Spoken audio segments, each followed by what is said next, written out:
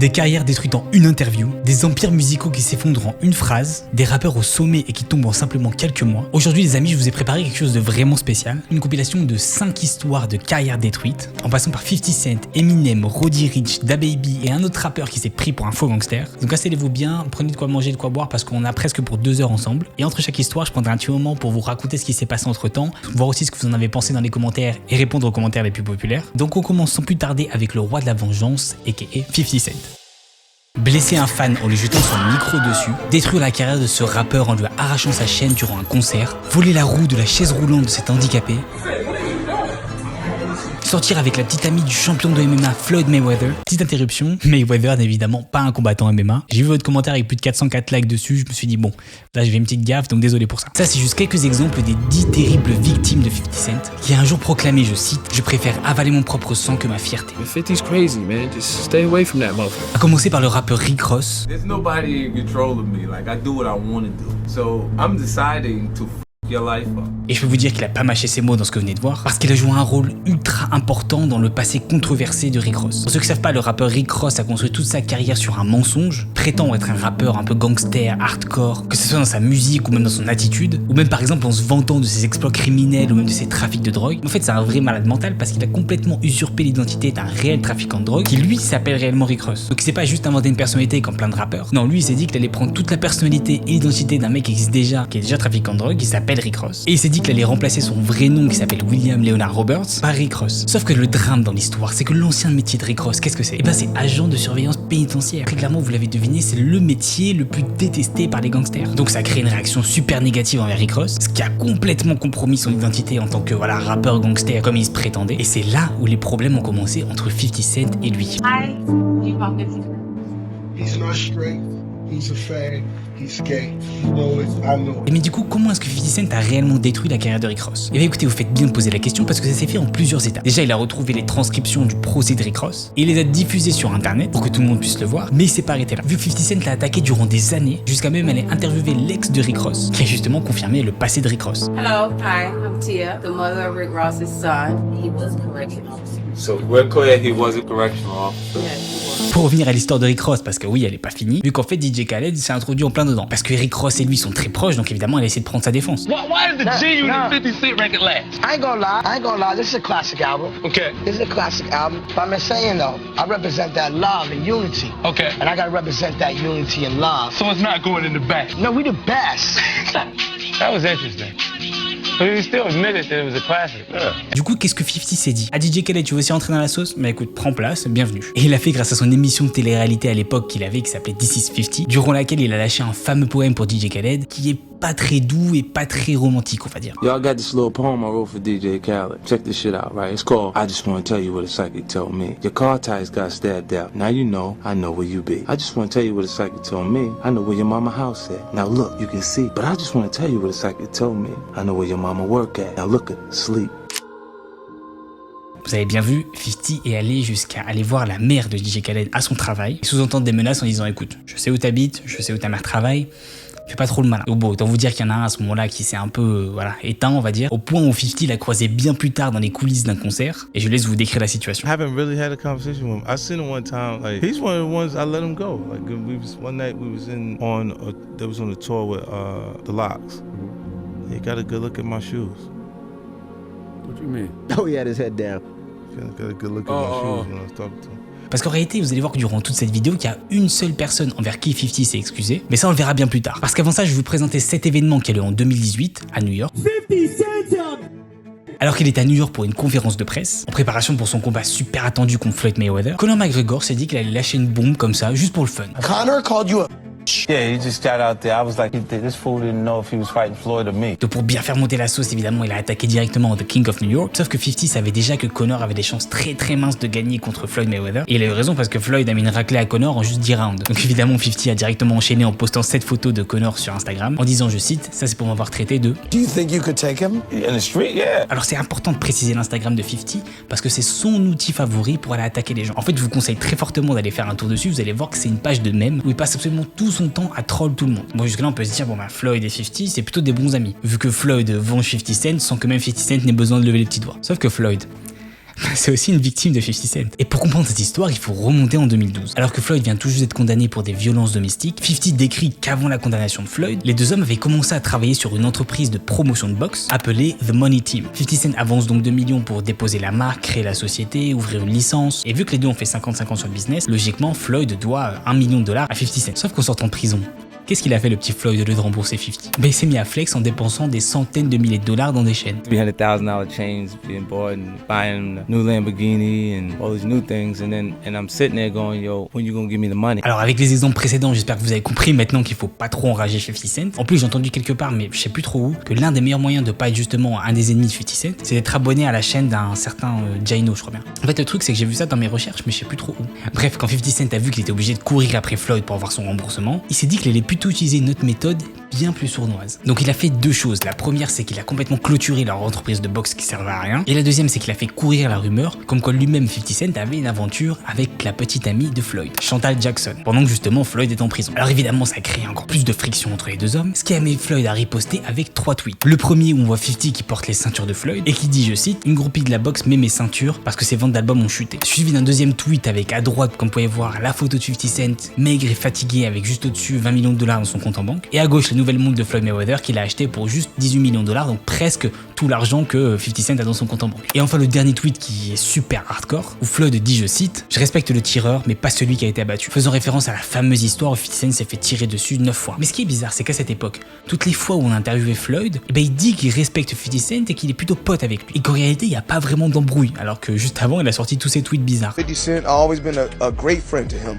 You know, I stayed in my house plenty of times. We traveled, we laughed, we had fun. Bon, par la suite, on a fini par apprendre que c'était juste un espèce de jeu entre les deux hommes, même si personnellement, je pense que c'était un petit plan marketing histoire de booster les ventes à la fois des albums de 50 Cent et des matchs de boxe de Floyd. D'ailleurs, il y a pas mal de rappeurs qui se sont essayés au MMA. J'ai fait une vidéo sur le sujet sur mon Instagram, si vous voulez la voir, c'est @JaynoMusic. Mais si vous voulez que je développe plus ce sujet sur YouTube, dites-le moi en commentaire parce que ça serait avec grand plaisir. Donc dans cette histoire entre Floyd et 50 a été plutôt clément, vu qu'au final, il n'a même pas réclamé les $1 million qu'il lui devait. Mais ça se passe pas toujours comme ça, surtout quand on lui doit de l'argent.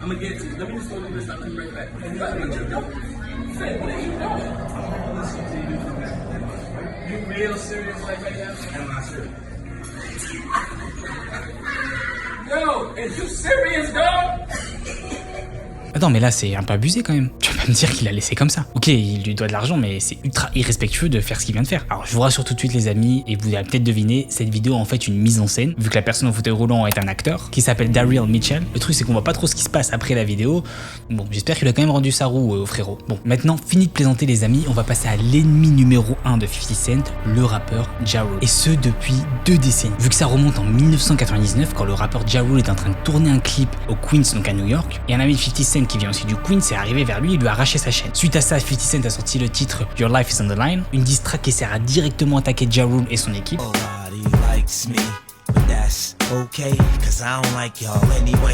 Ce qui a conduit plus tard à une bagarre à Atlanta entre les deux camps. Ja Rule, Irv Gotti. I'll tell you personally, the Murder Inc., the people that you see like Irv, Ja, the people that are involved in the business aspect are just like these niggas don't got no hood in them. Mais dites-vous qu'on est à peine au début de la rivalité entre les deux rappeurs, vu que la prochaine confrontation va élever cette embrouille à un tout autre niveau. Une nuit au studio de Hit Factory à New York, alors que Ja Rule et son crew Murder Inc. sont en train d'enregistrer donc à l'étage du haut, ils commencent à entendre pas mal de bruit juste en dessous d'eux. Ils descendent donc voir ce qui se passe, et c'est là qu'ils tombent nez à nez avec 50 Cent et toute son équipe du G-Unit.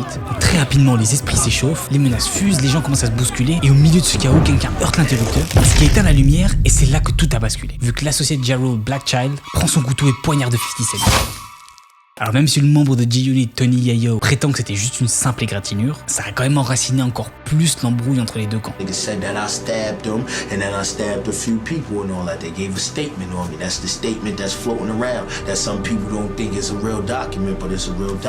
Parce qu'après, au fur et à mesure des années, ils sont échangés encore plein d'autres diss tracks, dont la plus célèbre est sortie en 2000 avec le titre de 50 Cent, I Smell Pussy. Mais je pense qu'en termes de troll, 50 Cent a très clairement lâché sa masterclass en 2018. Attendez, je vous explique. Déjà, il a commencé sur Instagram comme d'habitude, en postant une capture d'écran des billets de concert pour Ja Rule qui sont disponibles sur l'application Groupon. On sait tous ici Groupon, généralement c'est pour avoir des bons plans, Donc là c'est pas très bon pour Ja Rule. Mais pour ajouter une couche, parce que c'était pas assez, il a acheté les 200 places devant, donc littéralement au premier rang, pour qu'elles soient vides. Donc imaginez 5 secondes, Ja Rule, il se prépare, il arrive sur scène, il se dit qu'il va jouer devant je sais pas combien de milliers de personnes, et là au lieu de voir son public, il voit 50 en plein milieu avec 200 sièges vides autour de lui qui lui fait coucou avec un grand sourire. Alors on dit souvent que 50 c'est le roi de New York, on peut même lui donner une deuxième couronne en réalité qui est aussi le roi des trolls, parce que depuis ce jour-là, la carrière de Ja Rule elle est inexistante. Et un autre artiste que 50 Cent a détruit, c'est Fat Joe. Durant cet événement MTV Video Music Awards en 2005, où Fat Joe a clairement mis les pieds à un endroit auquel il fallait pas qu'il aille. I like to tell the people home, I feel so safe tonight with all this police protection courtesy of G-Unit. Suite à cette déclaration, 50 Cent et G-Unit ont répondu directement, en saupoudrant bien sûr le tout de petites menaces. Puis 50 Cent a surenchéri avec ce sketch dans son émission de télé-réalité. I just want to thank everybody for showing their support and all the get well messages I got on this50.com. Yesterday, I listened to Fat Joe's record and it hurt me. And I told you people not to listen to his music. 50 même allé jusqu'à faire une mixtape complète pour se foutre de la gueule de Fat Joe en l'appelant Elephant in the Sand, donc littéralement l'éléphant sur le sable. Il a absolument voulu que cette mixtape soit gratuite pour qu'elle soit encore plus répandue, et comme vous pouvez voir sur la cover, on voit une photo de Fat Joe qui est pas sa meilleure photo on va dire. Bon jusque là on peut se dire ok c'est une embrouille entre 50 et un autre rappeur, comme il y en a des milliards comme celle que je vous ai citée quoi. Pas vraiment, parce que celle-ci elle est beaucoup plus hardcore. Étant donné qu'à cause de cette rivalité qui est devenue publique, Fat Joe a perdu 20 millions de dollars. Et vous voulez savoir pourquoi? En fait à l'époque Fat Joe et Michael Jordan étaient en pleine discussion pour créer une nouvelle paire de baskets qui devait s'appeler Fat Joe Jordan. On sait tous à quel point les Jordan sont super connus aujourd'hui. Donc à l'époque, ils estimaient que si la paire de baskets sortait, ils allaient faire minimum 20 millions de dollars. Sauf que quand Jordan a vu toute cette embrouille avec 50, qu'est-ce qu'il s'est dit? Non, moi je suis out. Il s'est donc retiré du contrat et il a annulé complètement cette paire de baskets. Bon, en réalité, aujourd'hui, le bif entre 50 Cent et Fat Joe est complètement enterré. Suite à la mort de leur ami qu'ils ont en commun, Chris Liley, ils se sont quand même réconciliés. And we just made peace right there. That's it. Yeah. You know what I'm saying? And it's been a successful peace treaty. On a même eu ces images où on voit 50 et Fat Joe qui font un concert en commun. Et on continue avec cet artiste qui a quand même réussi à faire un truc assez inédit les amis. Cet artiste a posté une photo d'elle sur Instagram, où je vous l'accorde, c'est un peu audacieux, je sais pas si j'aurais fait la même pose. Donc maintenant on connaît bien 50, donc qu'est-ce qu'il a fait? Il s'est frotté les mains, il a pris cette photo et il l'a repostée sur Instagram avec cette caption qui dit, je cite, Yo, c'est la chose la plus drôle, c'est Madonna qui se cache sous son lit en essayant de refaire Like a Virgin à 63 ans. En fait elle a dû glisser puis elle arrive pas à se relever, lol. Et vu que ça suffisait pas, il a posté une autre photo pour se moquer de la pop star et il a appelé ça le défi Like a Virgin à 63 ans. Sauf que la daronne Madonna, elle a pas trop aimé ça hein. Du coup elle lui a répondu, je cite, je suppose que ta nouvelle carrière consiste à attirer l'attention en humiliant les autres sur les réseaux sociaux. Tu es juste jaloux, tu seras jamais aussi belle que moi, ni n'auras autant de plaisir quand tu auras mon âge. Et tenez-vous bien parce que cette dispute a finalement conduit 50 Cent à s'excuser auprès de Madonna. Ah oui, vous avez très bien entendu, il s'excusait en postant ça. J'ai dû blesser Madonna qui allait déterrer une vieille photo de MTV datant de 2003. Je suis désolé, j'avais pas l'intention de te blesser, j'en tire aucun bénéfice. J'ai dit ce que je pensais quand j'ai vu la photo, parce que je l'ai vue auparavant, j'espère que tu accepteras mes excuses. Et attendez les amis, parce que je vous ai gardé le meilleur pour la fin. Et quand je dis le meilleur, évidemment, dans le cadre de 50 Cent, c'est le truc le plus irrespectueux. Ça s'est fait en 2014 à la Summer Jam Performance. C'est ce jour-là que le rappeur Slowbucks s'est fait humilier devant 50 000 personnes. Vu que les acolytes de 50 lui ont arraché sa chaîne en live durant le concert.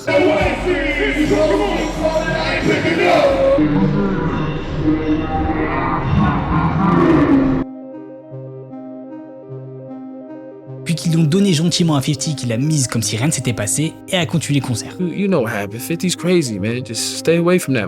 That's it. Stay away from 50. He's really like that, man. And you know, it's no disrespect to Slow and them. We was cool at a moment, but sometimes things just change, and that's just life. You go your way, you go that way. But 50's the type of nigga, just stay away from me. Alors pour ceux qui comprennent pas trop l'humiliation qui vient de se passer, sachez que dans la culture hip-hop aux États-Unis, se faire voler sa chaîne, c'est l'un des trucs les plus humiliants qui puisse arriver. Mais qu'est-ce qui a poussé réellement 50 Cent à engager des gens pour lui voler sa chaîne? En réalité, l'histoire a aussi commencé sur Instagram, quand Slowbucks a posté une photo du fils de 50 et lui-même sur Instagram. Mais le pire dans l'histoire, c'est que après cet événement d'arrachage de chaîne, qu'est-ce que Slowbucks a fait? Eh bien il a réitéré en postant une photo du fils de 50, Marcus Jackson, et lui-même juste à côté, et en mettant un caption avec mon petit frère. Alors je sais pas vraiment ce que Slowbucks n'a pas compris dans le fait de se faire voler sa chaîne en live. Apparemment il aime bien les problèmes je pense.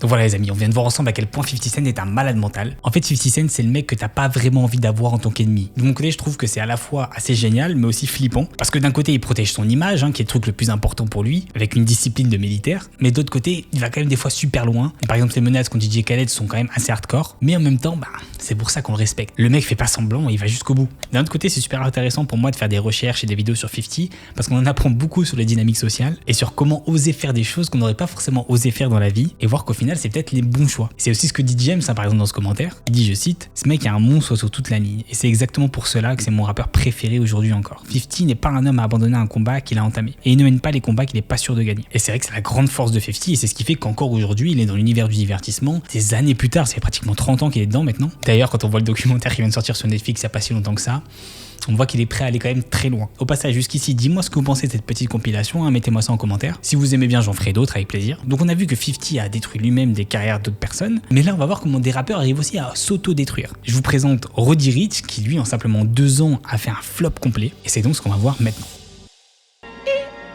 Ce son vous rappelle sûrement quelque chose. C'est bien sûr la musique The Box de Roddy Ricch.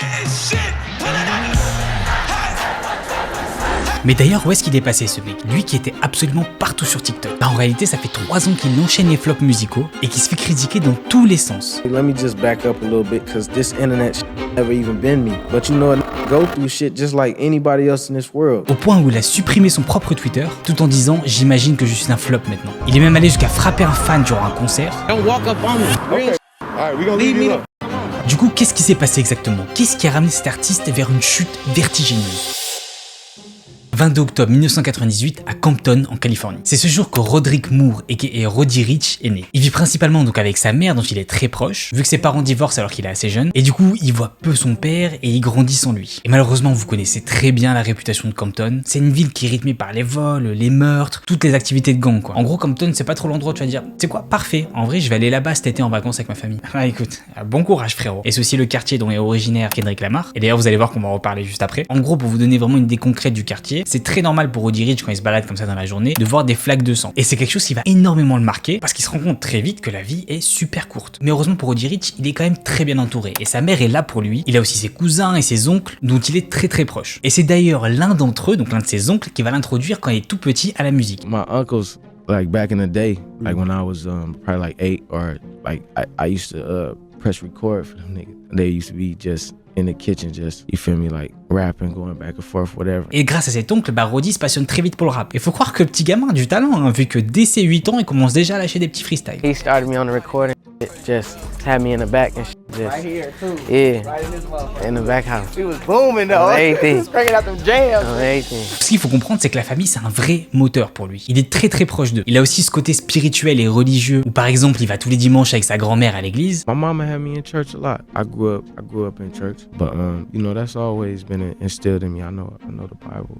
I know God. Et c'est d'ailleurs dans cette église qu'il va rencontrer l'un des plus grands rappeurs de Compton. Et à cette époque, Roddy est assez jeune, hein, à peu près 12 ans. Donc Roddy et ce fameux rappeur se croisent assez souvent, et Roddy connaît même très bien la famille de ce rappeur. Donc tous les deux se parlent assez souvent de musique, et un jour Roddy décide de lâcher un freestyle devant lui. Ce rappeur prend le temps d'écouter ce freestyle, et il lui dit, franchement gamin, t'as du talent. Bon évidemment vous devez tous vous demander de qui je parle. Les amis, je parle du GOAT ultime, aka Kendrick Lamar. Ah oui, comme vous, je suis choqué. Donc je suis allé faire des recherches et il y a quand même 19 églises au sein de Compton. Et il a fallu que Roddy Ricch et Kendrick Lamar se trouvent dans la même église. Quand même un truc de fou, non? I ain't really see nobody but Kendrick. Yeah, Kendrick was a real big inspiration for me. I seen him when I was younger, but I had rap for him back then, and he was just like, you good, like you could. Et c'est un moment super important pour lui parce qu'évidemment, ça va lui donner confiance. Imaginez, vous avez 12 ans et il y a un mec super fort qui vous dit, tu vas devenir incroyable plus tard. Et en plus, à l'époque, Kendrick n'était pas forcément connu comme aujourd'hui. Quand Roddy a vu Kendrick évoluer à ce qu'il est devenu aujourd'hui, c'est devenu comme un modèle pour lui. En fait, c'est la brain parce que il a croisé son idole avant même que ce soit son idole. Quand même un truc de fou. Mais malheureusement, l'avenir va pas être aussi beau que ça pour Roddy. À l'école, tout se passe bien pour lui. C'est un élève assez réservé, mais qui suit quand même plutôt bien les cours. Yeah, I ain't really like the, you know what I'm saying? I ain't the party type nigga. Yeah. I just be on some like. Mais le problème, c'est que ça va aller en se dégradant. Alors évidemment, vu qu'il est confronté tous les jours à la violence de son quartier, forcément ça va l'affecter et ce qui devait arriver arriva. À 15 ans, Roddy Ricch rentre officiellement dans le gang des Crips. You want to talk about like how old did you start? Shit, I mean, young nigga, I was like running around with our Crips, like all my cousins, like all my family, like Crips.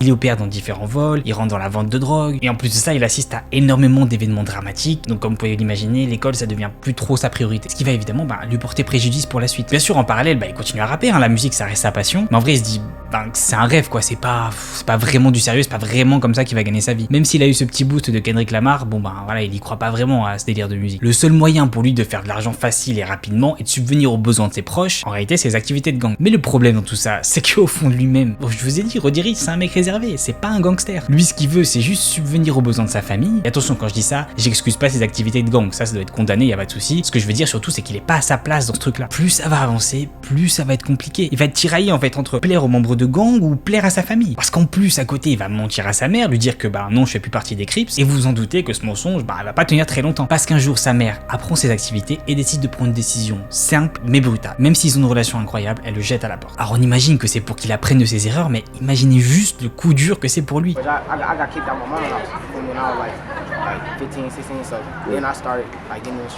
Par chance, il a son père qui habite sur Atlanta, donc pendant un moment, il va aller vivre là-bas. Ça va lui permettre aussi au passage de découvrir plus la musique d'Atlanta, donc Future, Young Thug, ce genre de choses, qui vont énormément donc influencer la musique de Roddy. Et ça lui permet aussi de se focus sur le rap quand il est là-bas, donc d'améliorer son niveau. Donc il passe des heures à rapper, à essayer d'écrire, à aller au studio, etc. En gros, là, il veut vraiment s'améliorer et ça devient un gros bosseur. Par la suite, il revient vivre chez sa grand-mère et il continue à bosser ses sons. Puis il décide enfin de les publier sur SoundCloud.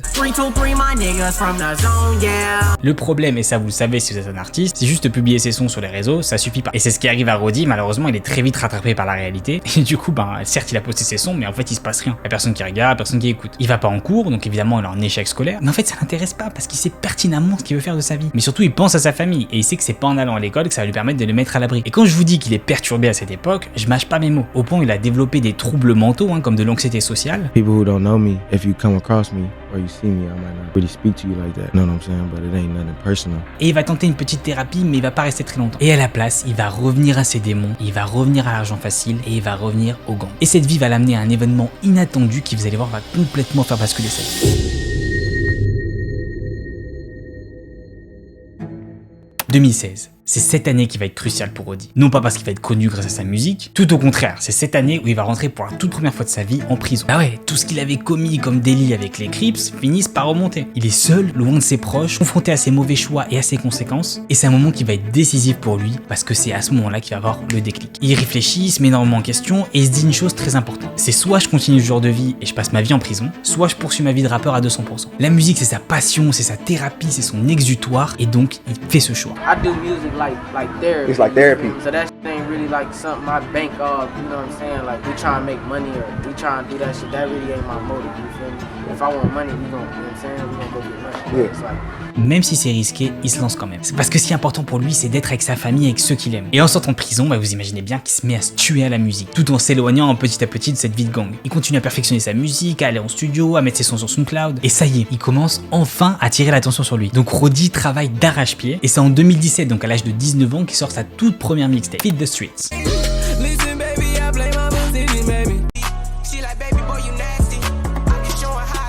Alors comme vous pouvez l'entendre, il y a une très grosse amélioration musicale quand même. Et c'est cette mixtape qui va rencontrer son tout premier succès. Elle va attirer en fait des gros noms du rap, comme Nipsey Hussle ou Meek Mill, qui vont devenir comme des espèces de mentors pour lui. Goat, he would listen to the song Holding the Goat, and that shit went viral on his story, and then everybody was asking me for that on my live, on my Instagram, all that. I mean, our relationship was before when Meek was in jail. Nipsey was like really with me, heavy, like super heavy. Like I just remember that time was like when they was both just really like in my life, like super, like a lot. You feel me? I talk to Meek like all the time. Ils le prennent un peu comme leur petit, comme ça sous leur aile, et il l'emmène en concert avec eux. Et Roddy en fait n'en croit pas ses yeux. Certes, il voulait faire un impact musical, mais il savait pas que ça allait arriver aussi vite. Roddy semble enfin être sur la bonne voie. Et c'est là où il commence à améliorer son style musical. On commence à le voir venir avec des styles un peu plus mélodieux. Et en novembre 2018, donc juste un an plus tard, il sort la suite de cette mixtape, Feed the Street 2, qui contient le titre Die Young. Et là, le son explose absolument tout. C'est vraiment en fait ce premier son qui l'a fait connaître auprès du grand public. When I put Die Young out, that's when I started like radio started from different states, like nigga big, and like Philly. Parce qu'en fait c'est un son qui parle de tous les amis que Roddy a perdus durant la guerre des gangs. Donc c'est un titre qui va toucher énormément de personnes. En plus de ça, historiquement c'est super important parce que Roddy l'a écrit le soir de la mort de XXXTentacion. Donc en fait c'était un peu à la mémoire de X et de tous ses potes qui sont morts. D'ailleurs si vous voulez voir la toute première vidéo que j'ai faite sur cette chaîne, je l'avais faite sur l'histoire de X, je vous mettrai le lien au-dessus et en description comme d'habitude. Very important place in my heart because I lost a lot of homies in the streets, not even just to gang violence but just to the streets, man. I lost my best friend to a high-speed chase. A lot of people don't know that about me. Donc c'est vraiment ce moment-là où Roddy est en pente ascendante, il commence à faire des rencontres avec plein d'autres personnes, d'autres rappeurs, d'autres artistes, etc. Que ce soit Tyga et Post Malone sur par exemple le titre Wow, ou encore avec Nipsey sur Racks in the Middle, Et d'ailleurs, en parlant de Nipsey, il devient tellement proche de lui que ça devient un peu comme son grand frère. Et si vous connaissez pas trop Nipsey, pour vous la faire courte, il est très important dans le rap US parce qu'il est connu pour avoir élevé la conscience d'énormément de rappeurs. En fait, il a essayé de transformer cette espèce d'image de rappeur bête que tout le monde a en image de vrai entrepreneur. Et il va énormément changer l'état d'esprit de Roddy en lui faisant comprendre que la musique, certes, c'est un art, mais c'est aussi un business. Et grâce à lui, Roddy va énormément mûrir. D'ailleurs, si vous êtes un artiste ou un manager d'artiste, c'est un point super important. Moi, c'est ce que j'apprends aussi dans ma formation. Et si vous savez pas par où commencer, j'ai fait une masterclass gratuite qui va vous expliquer énormément de choses. Vous retrouverez le lien dans la description juste en dessous. Malheureusement, l'amitié entre Nipsey et Roddy va pas durer très longtemps, vu qu'en 2019, Nipsey meurt assassiné à Los Angeles. Alors c'est très rare d'entendre Roddy parler de cette perte, mais on peut imaginer à quel point ça l'a atteint. Et il en a sûrement souffert. Et ça va très clairement influencer son art en négatif, ça on le verra tout à l'heure. You feel like he was intellectual on a higher level? Hell yeah, most definitely tapped in. That's why I got prolific tatted on my face, because I always want to think that way. En tout cas, à ce moment-là, Roddy est très loin d'imaginer à quel point sa vie va changer. Parce qu'après des mois de collaboration, d'enregistrement, il est enfin prêt. Et c'est en décembre 2019 qu'il nous sort son tout premier album studio, Please Excuse Me for Being Antisocial. Et là, les amis, c'est un succès fulgurant, notamment avec le titre The Box. C'est le fameux He Who, comme ça qu'on entendait partout. Je vous la mets. As the beat dropped and it like his flow came in and the EU blended in perfect, I was like, okay, cool. En fait, le son est devenu complètement viral sur TikTok, on l'entendait absolument partout à cette époque-là. Il y a aussi eu plein de mèmes qui ont été faits avec ce son. The memes definitely do a lot to a song. One of my favorite memes I've seen on Twitter or Instagram is the SpongeBob in the box.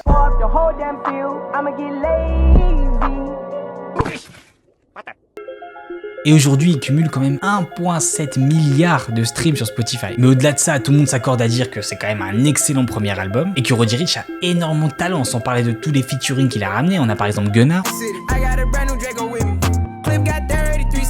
Ou encore mon titre préféré, celui avec Ty Dolla $ign.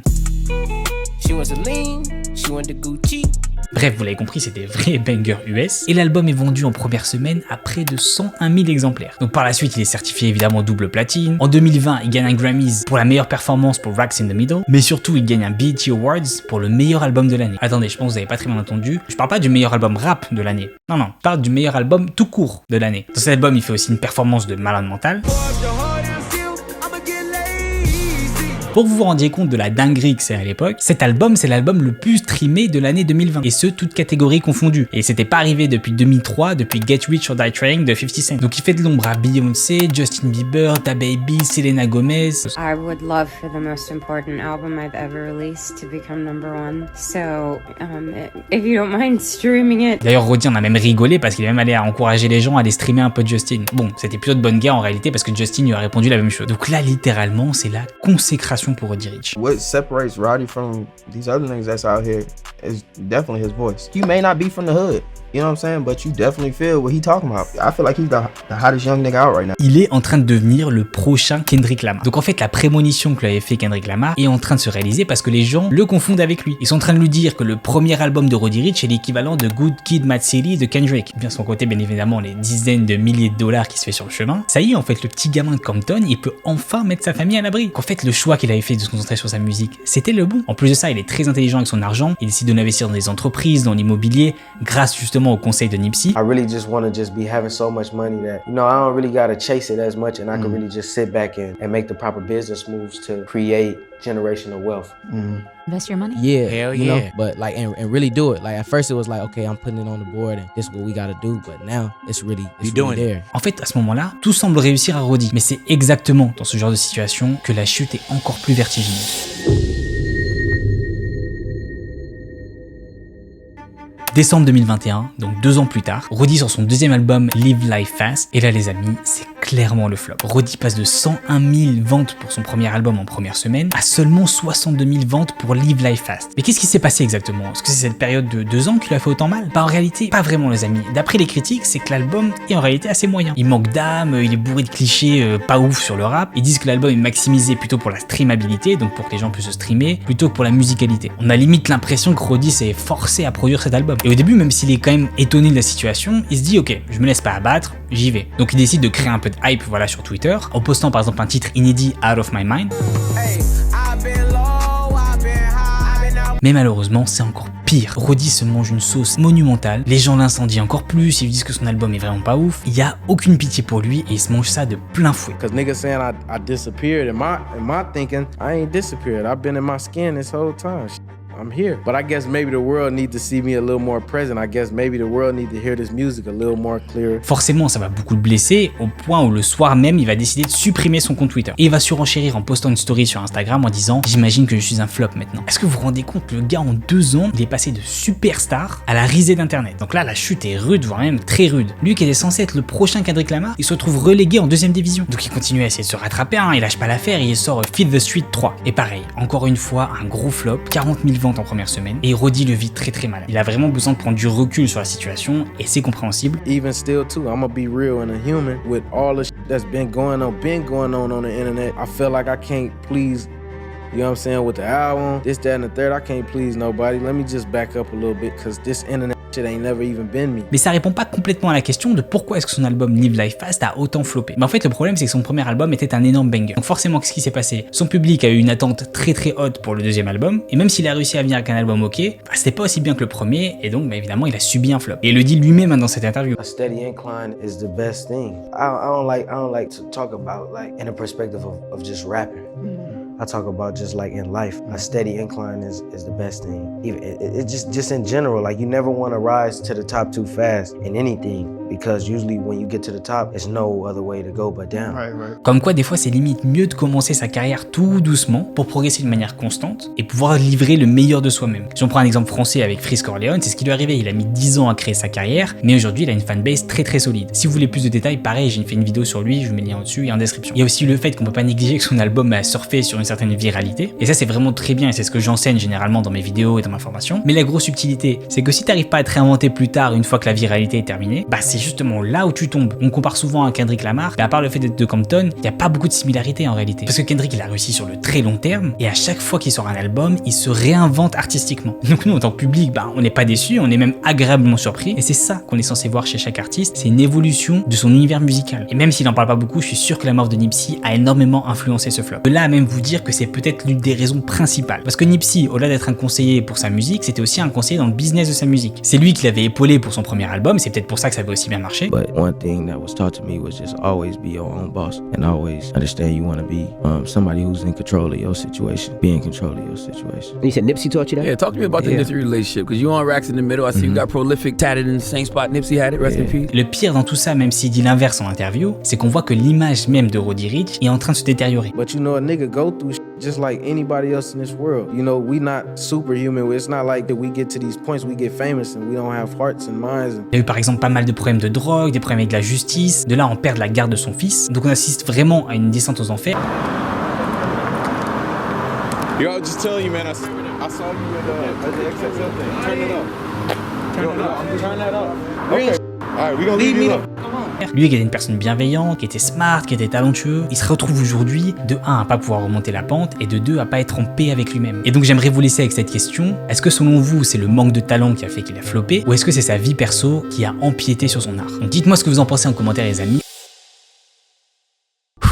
Voilà les amis, histoire de Roddy Ricch assez émouvant, assez folle. De The Box avec plus de 1,7 milliard de streams à seulement 40 000 ventes sur son dernier album. Le mec a aussi perdu la garde de son fils, donc c'est assez brutal. Mais personnellement, je trouve que c'est une histoire en fait qui me touche beaucoup. D'ailleurs, ça vous a aussi parlé dans les commentaires, il y a Clem qui nous dit ça. Pour moi, c'est vraiment juste le problème de nos jours. L'attente des gens est trop élevée. Roddy, c'est toujours un bon artiste, mais comme beaucoup des artistes qui sont des one hit wonder, même si c'est pas le cas, il galère par la suite à renouveler et à faire plaisir au grand public. Il y a aussi Hugues qui nous dit ça. Il a à peine 25 ans, les échecs font partie de la vie et c'est pas donné à tout le monde d'avoir rencontré le succès qu'il a eu avec un talent incroyable. Je suis certain qu'il rebondira d'une manière ou d'une autre dans la musique. Donc ça fait plaisir de voir que vous partagez quand même pas mal de trucs que je pense, c'est-à-dire que vous avez pas mal d'empathie par rapport à la situation qui lui arrive. Parce que Roddy Ricch, c'est pas vraiment un mec qui a fait n'importe quoi, on va dire, comme DaBaby, qu'on va voir juste après d'ailleurs. Non, lui c'était juste un gamin de Compton qui voulait sortir de la misère et il a été poussé très, voire même trop vite vers le sommet. Donc la vidéo que vous venez de voir a été sortie le 7 octobre 2023. Alors en 2024 et 2025, il y avait beaucoup de communication autour d'un nouveau projet qui devait sortir, qui s'appelait The Navy Album, qui était annoncé comme son nouveau album studio, si vous voulez, avec pas mal de dates de sortie qui ont été renouvelées, qui ont été repoussées. Bon, j'ai vérifié sur Spotify, l'album est toujours pas sorti aujourd'hui, donc son retour musical reste quand même assez flou. Mais Roddy Ricch, c'est un mec qui a galéré certes, mais au moins il a mérité son succès. Parce que là, on va voir l'inverse. Un rappeur qui a explosé du jour au lendemain avec un seul son, mais sans galère, sans parcours bizarre, juste un énorme boom. Je vous présente donc CJ avec son titre Whoopty. Au passage, vous verrez dans la vidéo, je dis souvent CJ à la place de CJ, alors que le vrai nom qu'il faudrait dire c'est CJ. C'est pas de ma faute, j'ai simplement trop joué à San Andreas quand j'étais gamin. Donc vous m'excuserez et je vous laisse avec la vidéo. Le rappeur CJ qui a fait le titre Whoopty a complètement disparu. Et je vous préviens, c'est super chaud pour lui, notamment avec des membres de gang qui veulent sa peau. Why you playing with us like that, my nigga? You know what the f this ham is known for, my nigga. Lui qui est sorti de nulle part et qui a gagné 2 disques de platine avec son titre Whoopty, sauf que sa montée en flèche est tellement suspicieuse que beaucoup de gens disent qu'il a été créé de toutes pièces par des maisons de disques. Industry playing, one hit wonder, false claiming, y'all judging me off of a YouTube video. Y'all don't know my life. Aujourd'hui, on va donc voir qu'est-ce qui a détruit sa carrière et surtout est-ce qu'il s'est fait tout seul ou est-ce qu'il a eu une aide extérieure. Et pour comprendre tout ça, il faut revenir le 4 janvier 1997 à Staten Island à New York. C'est ce jour que Christopher Daniel Soriano Jr. aka CJ est né. Alors il est issu d'une famille immigrée portoricaine assez pauvre, et retenez bien ça parce que ça va justifier un de ses choix vers la fin de la vidéo. Donc c'est à peine à l'âge de 9 ans qu'il commence à créer ses tout premiers sons, mais il va attendre ses 14 ans avant de poster tout ça sur son cloud sur YouTube. Et ses tout premiers vrais morceaux enregistrés en studio n'arrivent pas avant ses 19 ans. Donc son objectif est simple, montrer à tout le monde qu'il peut réussir dans la musique, et ce, quels que soient les moyens employés. D'ailleurs ce qui est plutôt cool, c'est qu'on peut retrouver toutes ses premières musiques sur son cloud, des morceaux comme par exemple Slept On. I remember staying up, thinking what I'm gonna do next. I was trapping till my brother introduced me to them checks. Donc pour la plupart de ces morceaux, on est vraiment dans du rap new-yorkais, avec bien évidemment des références à la rue, à la lutte pour l'argent. Et comme on peut voir, il met quand même pas mal d'efforts dans son art. Vu que les sons sont quand même assez qualitatifs, il est allé en studio pour les enregistrer et c'est très efficace. Musicalement, on peut pas dire que c'est le truc le plus original, genre on a l'impression d'entendre ce son-là un peu tout le temps. Par contre, le truc assez surprenant, c'est que dans tout le lot des musiques que j'ai pu voir, il y a un feat avec 6ix9ine. Donc en fait quand j'ai fait mes recherches, je trouvais ça un peu bizarre. On est à peine au début de l'histoire et il y a déjà un feat avec 6ix9ine alors que CJ est pas encore connu. Comment ça s'est fait exactement? Et ben dans la deuxième partie de la vidéo, vous allez voir que ce mystère va se résoudre. Mais c'est déjà un bon premier élément pour commencer à se dire que sa montée est un peu suspicieuse. Donc comme je l'ai dit à l'époque, il enchaîne les sons mais rien ne marche vraiment. Il n'y a pas de hit qui sort du lot et il se noie un peu dans la mare de tous les rappeurs SoundCloud qu'on peut avoir. Et un bon exemple de tout ça, c'est son titre Understood qui est juste classique quoi. I just wanna move my niggas out the hood. I just wanna make sure that my mama good.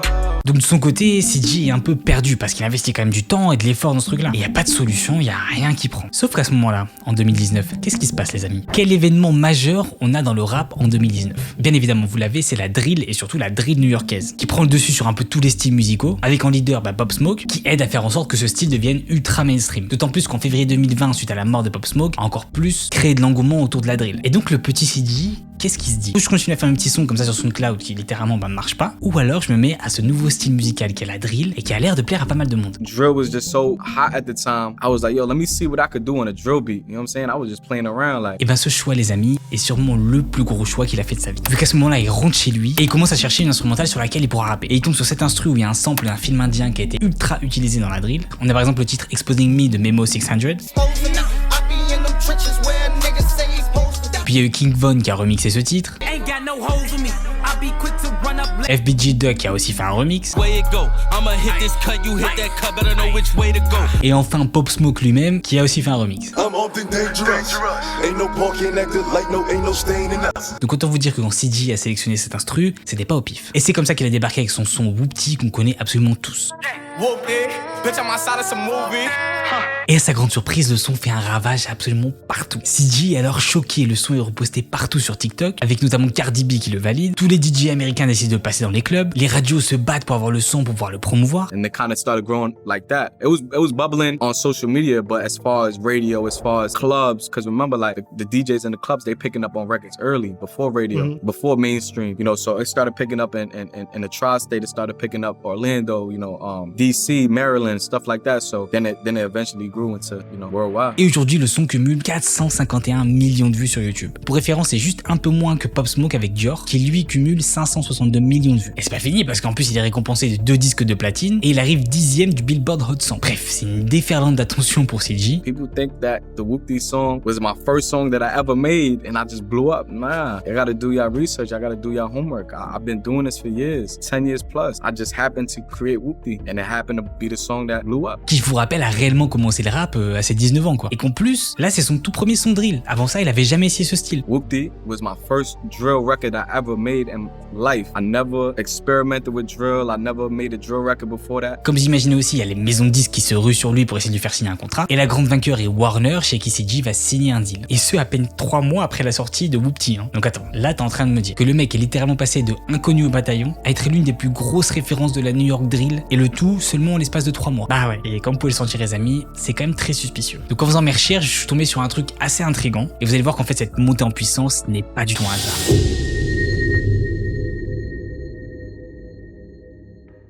James Cruz, ce nom vous dit sûrement rien, et pourtant c'est l'homme derrière énormément de carrières musicales. Que ce soit Diddy en étant président de son label Bad Boy Records pendant 9 ans, mais il n'y a pas que lui parce qu'il a aussi joué un rôle essentiel dans la carrière de plein d'autres rappeurs, comme 50 Cent, Nicki Minaj, French Montana ou encore Rick Ross. Mais du coup, pourquoi est-ce que je parle de lui? C'est quoi le rapport entre James Cruz et CG? Et ben ce fameux James Cruz, c'est en fait l'oncle de CG. Ah, ben voilà, on y arrive. On savait qu'il y avait un truc derrière. Vu qu'en réalité ce fameux James Cruz, c'est lui qui a tout orchestré et tout organisé pour la carrière de CG. I'ma help the kid. I'ma help. He deserves. He's family. His pops called me and I gave his pops a promise and I spoke to his moms and I said I got this. Et comment est-ce qu'il a fait ça exactement? Et ben faites bien me poser la question parce que c'est ce qu'on va voir. Déjà le fameux feat avec 6ix9ine qui a eu lieu en 2018, bah c'est aussi lui qui est derrière ça. Parce qu'il faut quand même rappeler qu'en 2018, 6ix9ine est au sommet de sa popularité, donc je vois pas pourquoi il allait faire un feat avec CG qui était juste inconnu. Ça explique aussi la relation entre CG et Rick Ross qu'il a notamment fait participer à pas mal de concerts, ou encore French Montana qui est devenu un mentor pour CG.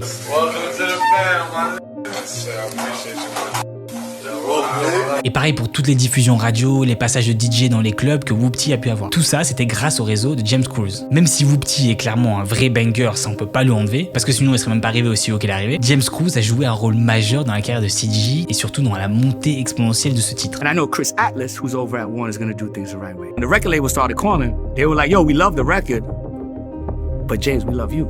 They love my work ethic, they love my vision, and they love my success. Et comme j'ai l'habitude de vous le dire dans mes vidéos, quand c'est très difficile de retracer la carrière d'un artiste, c'est que généralement il y a une maison de disque derrière. D'ailleurs c'est un truc dont j'avais parlé dans ma vidéo sur iSpice, si vous voulez la voir je vous mets le lien juste au-dessus et en description. Et attention, comme d'habitude je tiens à préciser, c'est pas grave, ok, c'est pas mauvais qu'il y ait une maison de disque. Je parle souvent de stratégie marketing en utilisant TikTok ou les réseaux sociaux, mais ça c'est dans le cas où vous êtes un artiste indépendant et vous n'avez pas de contact. Mais si vous avez des contacts, c'est important d'utiliser ces connexions. Parce que comme vous avez pu le voir avec CG, la force de frappe d'une maison de disque, elle est très très forte. If you were an artist and you had access to somebody like me, wouldn't that be a blessing? Wouldn't any artist on the face of earth love to have that? Mais pour revenir à CG, en fait ce qui est dommage, c'est qu'il ment de A à Z sur cette histoire, vu qu'il essaye de cacher le fait que son oncle l'ait aidé, et il essaie de faire passer son succès pour un succès organique. D'ailleurs un autre indice de l'implication de son oncle, on la retrouve dans la direction artistique de CG qui a complètement changé quand elle est arrivée avec Whoopty. Avant Whoopty, on comprenait pas vraiment qui il est, c'était vraiment un random. Alors que quand il est arrivé avec Whoopty, la maison de disque a créé toute une image de gangster, et plus précisément de membres de gang des Bloods, histoire de lui donner voilà un peu de street cred quoi. D'où le bandana rouge qu'on voit qui porte durant tout le clip, ou alors les signes de gang faits par les différentes personnes qui apparaissent dans le clip, ou encore tous les autres attirails qu'on voit dans le gangsta rap, comme l'argent, les voitures, les meufs, etc. Sauf que la vraie question ici, c'est que CG, est-ce que c'est vraiment un membre de gang? Are you gang affiliated? I don't want to come up here and, incriminate myself, incriminate anybody. That's not my style. I see, a lot of, artists make that mistake, you know what I'm saying? So I'm going to say it like this, if you know, you know, if you don't, you don't. I'm going to keep it like that. Eh ben, pas vraiment, les amis. Et ça va lui créer toute une suite de problèmes. Des problèmes qui vont aller jusqu'à la menace de meurtre. Parce qu'au-delà d'avoir emprunté toute une image qui lui correspond pas, il va aussi emprunter le terme Whoopty, qui est un terme utilisé par les membres de gang à New York pour se saluer. Alors que lui-même ne fait même pas partie des Bloods. Whoopty was founded by my brother Labrim, right? What is Whoopty? Whoopty is a gang call, right? It's a word that a gang uses, It's a blood thing? It's a blood thing. Et quand je vous dis emprunter, c'est pas genre juste il a pris comme ça, il a fait une musique avec, il l'aura rendu tranquillement. Non, il allait beaucoup plus loin que ça. Vu qu'il est allé au tribunal, il a déposé le terme Whoopty. Et il y a des documents qui le prouvent, même si en interview il dit complètement l'inverse. Just because I said the word in a song or I made it a song doesn't mean I took ownership of the word. I never said I owned the word. I never said I created the word. Donc concrètement, qu'est-ce que ça veut dire? Eh ben ça veut dire qu'aux yeux de la loi, le terme Whoopty appartient à CG. Donc là, en termes d'appropriation, tu peux pas faire plus. Donc évidemment, ça a suscité énormément de répercussions pour lui, vu que Labrim, un membre très très haut placé chez les Jets, donc un sous-groupe des Bloods, a accusé ouvertement CG de mentir de A à Z sur leur affiliation avec eux.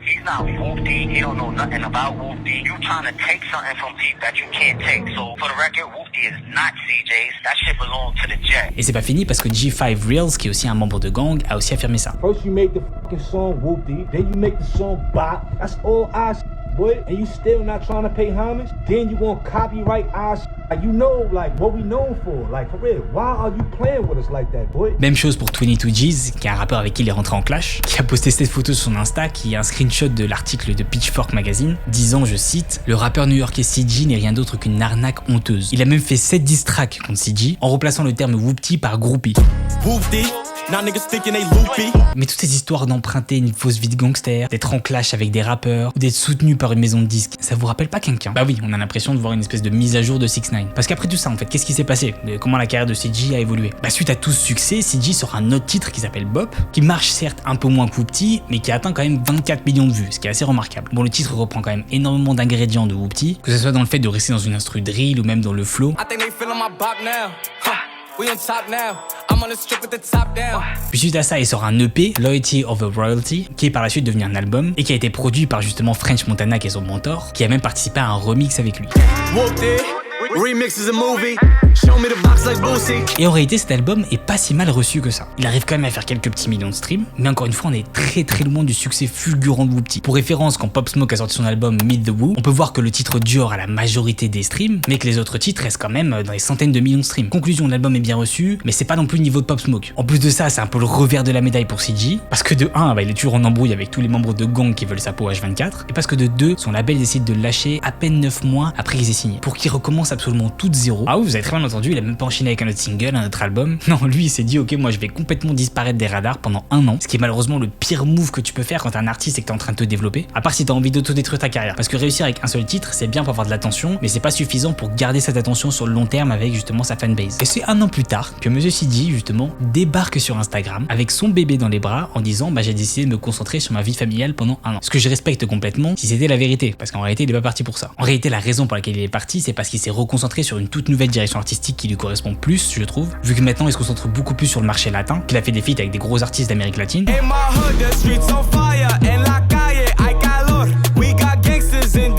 Tout en continuant à côté à lâcher pas mal de morceaux de rap, comme par exemple son dernier single en featuring avec CNG Twins. Mais pour être honnête, j'ai vraiment du mal à cerner sa carrière. Je trouve qu'elle est très très brouillon. Et ça, c'est malheureusement typique des artistes qui ont pas assez de profondeur artistique. Ils apportent pas un nouveau genre. Ils apportent pas des nouvelles idées. Ils apportent pas de nouveaux styles. Et du coup, ils essayent de courir après les tendances musicales. Alors quand tu les attrapes, comme CG a fait avec Whoop-Dee qui était dans le délire de la drill, parfait, c'est trop bien. Mais quand tu te fais devancer par ces tendances parce qu'elles te correspondent pas, et ben c'est là que ça devient dangereux. Et quand je vous ai demandé sur Insta si vous vous rappelez de lui, ben il y a un tiers d'entre vous qui l'ont complètement oublié. Et pourtant, j'ai une audience qui s'intéresse quand même pas mal à la musique. Et je suis sûr que si j'avais posé la même question sur Pop Smoke, ça aurait pas été la même chose. D'ailleurs, si vous voulez participer à ce genre de sondage, n'hésitez pas à venir me suivre sur Insta, c'est @JainoMusic. Et en vrai, c'est dommage pour lui parce que quand on écoute ses derniers sons, notamment Gangsta, bah on voit qu'il a quand même pas mal de potentiel. Genre moi, quand j'ai écouté ça, je trouvais que ça sonnait super bien. Là, on est plus dans une stratégie d'un mec qui essaie de faire un maximum d'argent le plus rapidement possible, en utilisant ses contacts, en surfant sur les tendances. Et attention, c'est quand même une stratégie super viable. C'est-à-dire que le mec a quand même réussi à faire des millions de dollars avec. Mais là, on est plus dans une stratégie en réalité financière qu'une stratégie artistique sur le long terme. Voilà, l'histoire de CJ, l'industrie plante parfait. Alors encore une fois, je suis partagé sur cette histoire parce que d'un côté, je trouve ça super intelligent d'utiliser ces connexions. Si ton oncle est dans l'industrie, ben vas-y, profites-en. Là, le problème, c'est pas vraiment qu'il a été aidé. C'est surtout qu'en fait, il ment de A à Z. Il fait croire que sa montée était organique, que c'était simplement de talent. Il s'approprie une culture qui est pas la sienne non plus. Et d'ailleurs, Dick Ross Hearn nous a dit ça. Il aurait dû produire de la drill. Je pense que la communauté attendait un peu plus de drill de la part de CJ. Bon, voilà, le problème, c'est qu'il a essayé en fait de faire de la drill, mais ça a pas marché, on a pu le voir. Surtout que la drill, c'était vraiment une tendance de voilà quelques années et que ça allait finir par s'effondrer. Donc, fallait prévoir une sortie. Donc la vidéo que vous venez de voir est datée de novembre 2023, mais qu'est-ce qu'il est devenu depuis? Donc il continue à faire des tournées, des shows. Alors il s'est focus sur l'Europe, un peu les États-Unis, pas mal le Moyen-Orient, avec notamment beaucoup de performances à Dubaï. Pour être tout à fait honnête les amis, ce genre de circuit, festival, show privé ou petit concert, surtout quand ça se passe à Dubaï, c'est généralement signe de fin de carrière, parce que généralement l'artiste utilise son plus gros hit pour continuer à tourner, mais médiatiquement à côté c'est beaucoup plus calme. Du côté de sa musique, on peut voir que son dernier clip date quand même il y a 2 ans. Il continue à faire beaucoup de streams sur Spotify, presque 5 millions par mois. Après il a majorité des streams, faut être honnête, ils sont drivés par les titres les plus connus, dont Whoopty. Bon, maintenant on arrive à une autre histoire que j'aime beaucoup parce que celle-ci c'est vraiment l'auto-sabotage ultime. Un mec qui avait tout, le talent, le marketing, l'image, et en une seule phrase, il a absolument réduit sa carrière à néant. Je vous présente DaBaby.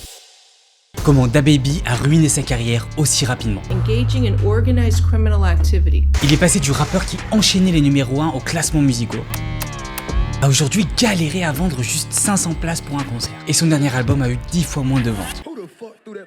I do sincerely apologize. Et toutes les marques avec qui il avait un partenariat l'ont salement abandonné. Alors que tout le monde se retourne contre lui, est-ce qu'on assiste à la fin de DaBaby ou alors est-ce que tout était calculé depuis le début? Mais commençons par remonter au tout début, le 22 décembre 1991 à Cleveland dans l'Ohio. C'est ce jour que Jonathan Kirk est né, aka DaBaby. Mais il a très vite déménagé à Charlotte, en Caroline du Nord, où il a passé une enfance pas comme les autres. Déjà, il faut savoir qu'il a grandi avec sa mère et avec ses 2 grands frères, ce qui faisait donc de lui le bébé de la famille. Mais la vraie personne qui a contribué à son éducation, c'était son oncle Rick, qui d'après DaBaby était dans des trucs pas très légaux, et pour faire simple, c'était un peu un voleur. You were raised by robbers? Some of them was robbers. Yeah. Tell us more about your uncle. Rick, the realest nigga alive. Donc très tôt, son oncle lui a inculqué ses valeurs de la rue qui lui ont, vous allez voir, extrêmement servi pour la suite de sa carrière. Parce que dès l'âge de 5 ans, ce qui est assez tôt quand on y pense, DaBaby avait déjà une vision incroyable. Il était fait pour le succès, il était fait pour la fame, il était fait pour l'argent. En gros, avoir un job classique, c'était pas du tout son envie. Et c'est pour ça qu'il a commencé sa vie très frustré par sa situation de départ. Mais la seule chose qui lui manquait pour atteindre ses objectifs, c'était un moyen. Et dans un premier temps, malheureusement, ce moyen n'a pas été la musique, mais le deal dans la rue. Parce que jusqu'à ses 17 ans, DaBaby passait la majorité de ses journées à faire du deal, à faire des affaires dans la rue. Ce qui a quand même développé chez lui des compétences de marketing, des compétences de vente, des compétences de négociation et aussi la grosse capacité de pouvoir se débrouiller comme ça dans la rue. Donc en gros, si on résume, il a 17 ans, il est jeune, il est ambitieux, il est débrouillard et il fait principalement de l'argent dans la rue. Sauf que là, vous voyez bien qu'il y a un problème. C'est pas vraiment de cette manière qu'il va atteindre son succès international qu'il veut avoir et devenir millionnaire. Et le truc, c'est que la musique commence à lui trotter dans la tête de plus en plus. Avec des idoles comme 50 Cent, Eminem ou Nelly, c'était clairement la voie qu'il voulait suivre. Ça lui permettrait d'arrêter sa vie de dealer ultra dangereuse et de se mettre enfin à fond dans sa passion qui est le rap. Rapping about stuff that I was really living. You know what I mean? And I felt like I could put the words together. Sauf que là, il y a 2 problèmes qui se mettent sur son chemin. Le premier, c'est qu'il vit pas dans une ville connue pour le rap. Et ouais, les amis, parce que là, il est à Charlotte, il est pas à Atlanta, à New York ou à Los Angeles. Et comme je le disais dans ma vidéo sur Jack Harlow, vivre dans une petite ville, c'est pas la meilleure stratégie pour réussir dans le rap. Si vous voulez voir la vidéo, je vous mets le lien juste dessus. Et le deuxième problème qui est quand même assez gros, c'est qu'il veut se lancer dans le rap, ce qui est pas non plus la carrière la plus safe possible. Alors oui, on peut appliquer des très bonnes stratégies marketing et faire de la très bonne musique, très clairement y réussir. Et d'ailleurs, on verra tout à l'heure que DaBaby est un excellent marketeur. Mais comme vous l'imaginez, c'est pas ces 2 petits obstacles qui l'ont arrêté. Là, les amis, on va assister à la plus grande force de DaBaby, qui est aussi malheureusement par opposé sa plus grosse faiblesse. Je parle bien sûr de son impulsivité. Vu qu'à 22 ans, alors que ça faisait à peine 2 ans qu'il était à l'université, il réfléchit pas 2 fois. Il vend ses 2 voitures, son appartement et ses bijoux pour investir dans 2 choses qui vont le faire réussir. Et si vous êtes un artiste, écoutez bien parce que c'est exactement ce qu'il faut faire. La première chose, ça a été des sessions studio. Donc en gros, le mec s'est enfermé pendant 1 mois et demi en studio pour enregistrer son tout premier projet, Non-Fiction, sous son pseudonyme de l'époque qui était Baby Jesus. Et là vous allez me dire, bon, là frérot, tu nous apprends pas grand chose, en tant qu'artiste, on sait qu'il faut investir dans les sessions studio. Alors je suis d'accord, mais là où il y a eu une grosse différence, c'est qu'il a investi dans une seconde chose où je vois absolument personne investir, c'est bel et bien dans son marketing. Et vous vous rappelez quand je vous avais dit qu'il avait développé ses compétences de vente, de négociation, de marketing dans la rue, et ben là il les a mis en action, mais dans la musique. Donc en gros ça consiste en quoi? À chaque fois qu'il arrivait dans une nouvelle ville, il prenait ses potes et mettait les flyers de son prochain concert, il donnait des CD gratos, il donnait des t-shirts gratuits. Bref, c'était une vraie machine. Et en plus le pire dans tout ça, c'est qu'il documentait tout sur YouTube. Donc il avait très clairement compris que le marketing était aussi important que sa musique, vu qu'il y passait même plus de temps. Posters up, flyers up. So when the people coming in early, way before we get there, they already see who on the way. And by the time we get there, they already familiar with the face and the name. You gotta think, they not gonna let nobody walk by here. You got one of these, boom. CD, you know what I'm saying? You got one of these flyers, they giving out t-shirts. Et pour revenir à DaBaby, pour vous dire à quel point sa stratégie marketing était trop efficace, à peine au bout de 2 mois, l'artiste De Niro Farrar l'invite à faire sa première partie au SXSW Festival. 2 mois les amis. C'est juste incroyable. Il y a des mecs que j'accompagne dans ma formation artiste d'influence qui me disent qu'avant de rejoindre la formation, ça faisait 5 ans qu'ils galéraient. Et vu que j'ai travaillé dans le domaine, c'est archi classique de galérer quelques années avant de réussir. Oui, c'est normal si on s'investit pas sur son marketing, et là DaBaby a fait le très bon choix. Et il a continué cette machine en créant des freestyles, en continuant à les poster sur internet et en créant plein de mixtapes, de singles à côté de ça. Et vous allez voir qu'on est qu'au début du génie de DaBaby et qu'il y avait un truc qu'il avait complètement sous-estimé.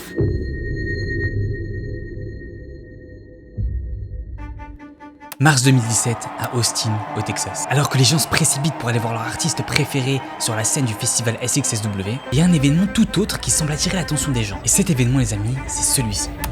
Ouais, Vous avez bien vu, c'est DaBaby qui est en train de freestyler habillé en couche-culotte. Le mec est complètement à l'arrache, il a pas de scène, il a pas d'artifice, il y a juste son micro, ses enceintes, bien évidemment sa couche. Donc là absolument tout le monde est choqué. Parce que quand vous imaginez bien, un rappeur habillé en couche-culotte qui lâche des freestyles en plein milieu d'un festival de rap, ça va se faire connaître. Et là, tout le monde sort son téléphone et commence à filmer DaBaby.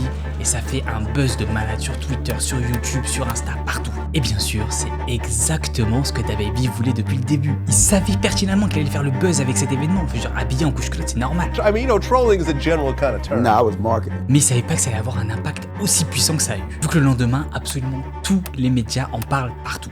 D'ailleurs les amis, pratiquement 90% d'entre vous qui regardent la chaîne ne sont pas abonnés et j'essaye d'atteindre les 100 000 abonnés le plus rapidement possible. Donc je vous invite à vous abonner et à activer la petite cloche pour les notifications. Donc pour revenir à DaBaby, quand je vous disais que le mec c'était un génie du marketing et plus précisément du marketing choc, je vous mentais pas. En fait il a une capacité à trouver des idées ultra virales en se rendant un peu ridicule mais en restant authentique. Et ce qui lui permet complètement gratuitement de faire sa propre pub pour sa propre musique et ainsi se faire connaître par les professionnels de la musique. Et quand je dis professionnels de la musique, je parle pas de n'importe qui. Vu que ces fameux coups marketing lui ont permis très rapidement de rejoindre le label South Coast Music Group, qui est un label dirigé par Arnold Taylor. Si vous connaissez pas, il est le responsable de quelques petits artistes qui se sont fait connaître, voilà des petits gars, hein, comme par exemple Future ou Yo Gotti, donc le mec pèse. Et un truc dont j'ai oublié de parler, c'est bel et bien les visuels et les clips de DaBaby, qui sont super colorés, super excentriques, super drôles, et en plus le tout associé à sa musique super énergique, ça crée en fait un univers super attrayant. Quand tu découvres DaBaby à un festival habillé en couche-culotte et que tu vas voir ses clips après, tu te dis putain, le mec est trop fort. Comme par exemple le clip Dab City, qui est sorti exactement au moment où le dab était super populaire. Et en fait, il a été super intelligent parce qu'il a ciblé l'équipe de football américain des Carolina Panthers. Et en plus, il a une chance de malade parce que cette année-là, ils sont allés au Super Bowl. Donc ça a fait encore plus de pub pour sa musique qui était devenue le thème de cette équipe. Et justement, ma dernière vidéo parlait des musiques qui sont associées aux équipes de football durant la Coupe du Monde. Je vous invite à aller voir, je mets le lien juste au-dessus. Comme vous pouvez voir, la puissance de DaBaby, c'est de prendre une tendance super populaire et de l'associer à sa musique. Donc moi quand j'entends des artistes qui me disent « Ah moi j'ai pas envie de faire des trucs tendance genre des TikTok parce que j'ai l'impression de vendre mon âme ou dénaturer ma musique », bah moi ça me fait trop rire parce qu'à chaque fois que sur cette chaîne je raconte une histoire d'un rappeur qui a réussi, on remarque que le mec a exactement fait ça. Mais ce qui a encore plus aidé DaBaby dans son succès musical et ce qui l'a aidé aussi à se professionnaliser dans sa musique, ça a été quand il a attiré l'attention de Jay-Z, qui l'a fait signer en fin 2018 dans son label Roc Nation. Ce qui lui a permis notamment de sortir sa mixtape Blank Blank. Mais alors que la carrière de DaBaby est en train de se construire, il y a eu un incident qui a failli complètement tout ruiner. En novembre 2018, alors qu'il va au supermarché pour aller acheter des vêtements pour sa fille, tout se passe bien jusqu'au moment où un mec commence à l'embrouiller. Si vous suivez bien depuis le début, je vous avais prévenu que DaBaby c'était un mec très impulsif, donc c'est pas vraiment la cible facile qu'il faut attaquer. Bref, DaBaby et son agresseur en arrivent très rapidement aux mains, et en une fraction de seconde, DaBaby sort son arme à feu et commence à tirer sur le mec. Et c'est comme ça que la simple bagarre dans un supermarché se transforme très rapidement en scène de crime, vu que le jeune homme de 19 ans qui avait agressé DaBaby est mort sur le coup. DaBaby est alors accusé de meurtre, mais par chance, il arrive à s'en sortir, en disant que c'était simplement un acte de self-défense. Mais vous allez voir que c'est en fait un schéma qui va pas arrêter de se répéter dans la vie de DaBaby. Et par chance, ça n'empêche pas les maisons de disques d'essayer de le signer à tout prix, et la grande vainqueur est Interscope avec un deal de plusieurs millions de dollars, ce qui lui permet de sortir son tout premier album studio, Baby on Baby, avec notamment le titre Going Baby. On voit très clairement son style musical à son apogée. I'm going baby on baby. Les titres sont super bouncy, les instrus super entraînantes, son style visuel encore plus what the fuck. Et en plus de ça, on a des guests comme Offset ou Rich the Kid. Et il y a d'autres titres de malades comme par exemple Sudge. À partir de ce moment-là, on est dans l'âge d'or de DaBaby. Donc il rentre dans le Billboard 100. Il arrive sur la cover de XXL Magazine 2019 en tant qu'artiste à suivre. Il reçoit des nominations aux Grammy Awards pour la meilleure musique rap. Et on va pas forcément rentrer dans tous les détails parce qu'à ce moment-là, c'était juste une hit machine. En fait, c'est très simple. Chaque titre ou chaque album qu'il faisait à ce moment-là tapait dans le top 1 des classements tout le temps. Avec l'un des titres les plus connus qui est donc Rockstar qu'il a fait avec Roddy Ricch, qui est bien sûr devenu une énorme tendance TikTok et qui a duré super longtemps. Parce qu'il y a un truc de ouf que j'ai oublié de dire, c'est que toutes les musiques de DaBaby sont parfaites pour TikTok, c'est super entraînant, ça donne envie de danser. Donc encore là, vous voyez que le mec il pense à son marketing. What I did in 4 years, the average person in 10 years, they won't do that. They won't do it in 10 years. So that 4 years was long as hell, you know what I mean? Like I felt like off the rip, you just doing cliche shit. You doing what everybody else doing. It ain't gonna really get you nowhere. Parce qu'en plus à ce moment-là, c'est plus les maisons de disques qui essaient de se l'arracher, mais c'est les autres artistes internationaux, les autres pop stars, les autres rappeurs. Donc il enchaîne les featuring Lil Nas X, Megan Thee Stallion, Dua Lipa, Jack Harlow, Pop Smoke, Lil Baby. Bref, je pense que vous avez compris, le mec était absolument partout. Et il arrive enfin à son objectif dont il rêvait depuis qu'il avait 5 ans. Vivre de son art, être multimillionnaire et avoir la reconnaissance qu'il voulait depuis le début. En fait, à ce moment-là, il est aux anges et plus rien ne peut l'arrêter. Rien, sauf un sacré lot de mésaventures qui, vous allez voir, vont lui coûter très cher. You didn't show up today with HIV, AIDS, any of them deadly sexual transmitted diseases.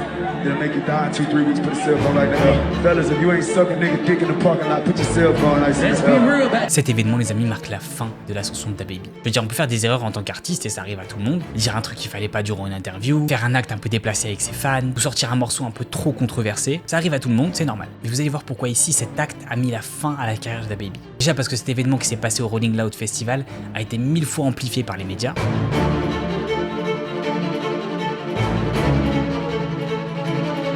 Si c'était pas trop et sans vouloir faire de mauvais jeux de mots, DaBaby en a rajouté une couche. En faisant une vidéo d'excuses sans vraiment s'excuser. En gros, c'est un peu comme si le mec venait d'allumer un feu et pour l'éteindre, il s'est dit vas-y, je vais mettre un bidon d'essence dedans.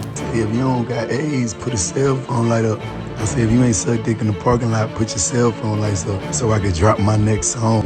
I wasn't going on no rant. That's called a call to action. My gay fans don't got fucking AIDS. Et pour comprendre pourquoi il a pas vraiment voulu s'excuser, il faut revenir à ce que je vous avais dit au début de sa vidéo et comprendre sa personnalité. C'est un mec très authentique et qui se filtre pas trop quand il parle. Du coup, c'est cool parce qu'en tant qu'auditeur, on peut très facilement s'identifier à lui et se dire que c'est un humain normal, un peu comme Tyler the Creator qui fait ça très très bien d'ailleurs. It's about how much you value others' opinions on the internet or just, you know, people's opinion around you. I don't value it until they get to messing with my money. You know what I'm saying? Okay, cool. You know, now you probably need to take heed to that, you know, make some adjustments. Sauf que cette authenticité, malheureusement, elle a des limites, surtout sur des sujets un peu tendus. Et c'est à ce moment-là où la déchéance commence pour DaBaby. Parce qu'il se fait cancel absolument partout. Lollapalooza, Day and Night Vegas, Austin City Limits Festival, Music Midtown et iHeart Radio Music Festival. Et la liste est encore longue les amis, mais en gros, l'été 2021, ça a été l'annulation de toutes les dates de DaBaby. Et en plus de ça, plus aucune marque veut travailler avec lui. Il était censé avoir un contrat avec Burger King pour faire un burger un peu comme Travis Scott a pu faire avec McDonald's. Et là pareil, annulation complète. I had my own meal at Burger King. A lot of people don't know that. It was called the Jonathan Kirk meal. They wanted to use my name. I shot a commercial for it and everything. They had my name on the box, everything. Like they had me. No, that's when all the controversy. Et la marque de vêtements Bowman avec qui il avait un contrat annule aussi. Et pour finir, l'industrie musicale elle-même qu'il avait auparavant accueillie se retourne contre lui. Avec notamment Dua Lipa avec qui il avait fait le titre Levitating, qui dit, je cite, « Je suis choqué et horrifié par les propos de DaBaby.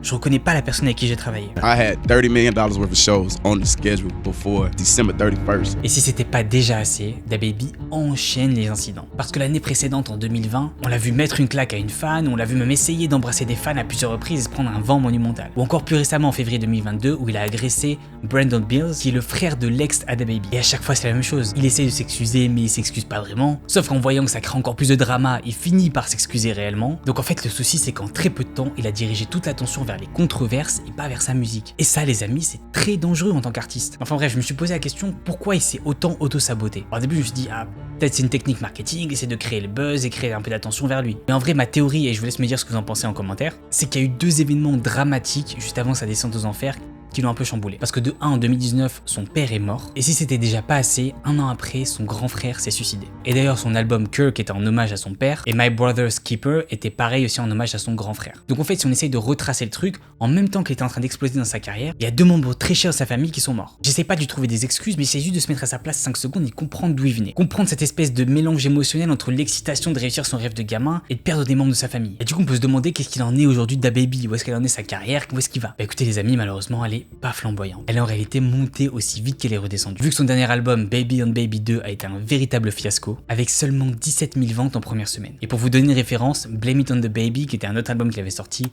avait fait 124 000 ventes en première semaine. J'ai fait exprès de mettre en story la pochette du dernier album de DaBaby, sans dire que c'était lui, juste pour voir si des gens l'avaient écouté ou l'avaient reconnu. Et en fait les résultats parlent d'eux-mêmes parce que 70% d'entre vous n'avaient même pas reconnu la pochette de l'album. Alors qu'on parle quand même de DaBaby qui était le rappeur le plus écouté ces derniers temps. Au passage les amis, venez me suivre sur Insta, c'est @JayNoMusic, c'est là-bas où je partage énormément de choses sur le rap. Et en plus on a récemment appris qu'il avait galéré à vendre juste 500 places pour son concert, alors qu'avant le mec remplissait des festivals entiers. Et en vrai il suffit de regarder ses clips, aujourd'hui il galère à faire 1 million de vues alors que DaBaby normalement c'est 100 millions de vues garantis. Et quand on va sur Spotify on peut se dire bon ok le mec continue quand même à avoir des abonnés, il continue quand même à faire des lectures, sauf que quand on regarde en détail on voit que c'est pas ses musiques récentes qui marchent mais c'est plutôt ses vieux hits sur lesquels il se repose. Donc la vraie question qu'on peut se poser c'est quel en est son avenir. Et même si on peut douter d'un retour, selon moi il y a encore une petite possibilité. Une possibilité qu'il remonte la pente et qu'il arrive à s'en sortir. Parce qu'il a une mentalité de hustler de la rue en fait. Mais pour ça il faudrait qu'il fasse deux choses. La première c'est faire attention bien sûr avant de parler. Je veux dire faut qu'il se rende compte qu'il est plus dans la rue mais que maintenant quand il parle c'est interprété par des millions de personnes. Donc chaque parole est importante. Et la seconde chose qu'il a déjà commencé à refaire c'est repartir sur la chose qu'il a fait connaître, c'est-à-dire sa musique et son marketing. Et il a récemment sorti ses freestyles sur sa chaîne YouTube qui sont juste excellents.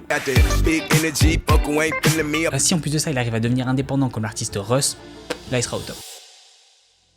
Alors DaBaby, comme vous avez pu voir, c'était une histoire ultra intéressante, surtout moi quand j'ai fait mes recherches, parce que il y avait un génie marketing derrière. Et justement, je suis fasciné par ça. Voir comment les gens partent de rien, utilisent le marketing et arrivent à faire des grandes choses, comme par exemple promouvoir leur musique. Alors cette vidéo, elle date de décembre 2022. Sauf que comme vous avez pu voir, il a tout perdu à cause d'une seule phrase, malheureusement. Donc c'est vrai que ce qu'il a fait, c'est complètement inacceptable. Tu peux pas dire des trucs comme ça devant des millions de gens. Enfin, c'est normal qu'il va y avoir des conséquences. Mais d'un autre côté, c'est vrai que le contexte était super important. Il était dans un état mental pas du tout stable. Ce qui, bien sûr, n'excuse absolument rien, mais ça explique ses actions. Après, ce que je trouve un peu dommage, c'est que la cancel culture l'a vraiment détruit et qu'il a pas eu une seule chance en fait pour revenir, parce que cette vidéo était sortie en décembre 2022 et depuis il y a ce commentaire de Hugo qui a vu la vidéo il y a pas si longtemps que ça, qui résume bien la situation et dit, je cite, spoiler, 2 ans plus tard il s'est écroulé et il ne dépasse plus les 10 millions de vues sur YouTube. Et d'après ma recherche, Hugo a raison, c'est-à-dire que effectivement c'est un peu plus compliqué. Alors il lâche pas l'affaire, il continue à sortir des clips, il continue à sortir des musiques contrairement aux autres. Il y a par exemple un clip qui est sorti qui a fait 14 millions de vues qui s'appelle Fat, mais c'est surtout parce que le clip est assez drôle. Il a aussi sorti une mixtape en 2024. En gros il essaye de revenir, il lâche pas l'affaire DaBaby, mais on sent que la hype est plus là, on sent que il est un peu dépassé. Maintenant, on va parler du roi absolu du clash. Un mec qui a détruit tellement de carrières qu'on n'arrive même plus à les compter. Machine Gun Kelly, Ja Rule, Nick Cannon, Mariah Carey, sa propre femme, sa propre mère et même lui-même. Il a même fait pleurer Michael Jackson. Est-ce que vous en rendez compte, s'il vous plaît? Je vous présente bien sûr Eminem. I've never met Mr. Eminem and was pretty painful as an artist to another artist. And it's sad. He should be ashamed of himself, what he's doing. Pourquoi est-ce que Michael Jackson, le roi de la pop, dit qu'Eminem devrait avoir honte de lui en tant qu'artiste? Genre Michael Jackson n'a pas l'habitude de parler des autres artistes en mal. C'est une personne généralement plutôt réservée et discrète. C'est très rare de l'entendre critiquer d'autres artistes ouvertement. Donc qu'est-ce que Eminem peut faire à Michael pour le mettre dans cet état? I wanna destroy him. Now you're a fucking enemy. Qu'est-ce qui a poussé Michael à très ouvertement accuser Eminem devant la télé nationale?